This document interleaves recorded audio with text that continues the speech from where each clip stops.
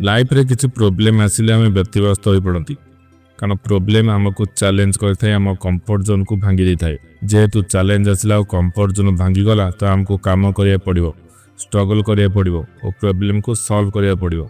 यही समय बहुत लोग भांगी पड़ती और निजको बहुत असहाय भावती भीतर आवाज आसे ये मो सह कौन है किंतु से भूली जाती लाइफ नुआ चांस देउची नुआ लाइफ गढ़िया न्यू लाइफ बर्तमान लाइफ ठार बेटर कर चांस दे थाए। जेते बड़े लाइफ रे प्रॉब्लम आसे प्रथमे चिंता करिवो मु ये प्रॉब्लम को डील केमती करिवि। Do not wish for less problems wish for more skills. जीवन में कम प्रॉब्लम केमिति आसीबो एमिति विश केबे करिवो नाही बरम से प्रॉब्लम को सॉल्व करिया को स्किल केमिति आसीबो ता परे फोकस करो।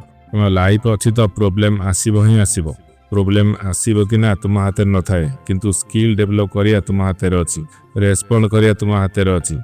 जदि रेस्पॉन्स जबरदस्त है तो आउटकम भी जबरदस्त हम एथिरे डाउट नहीं।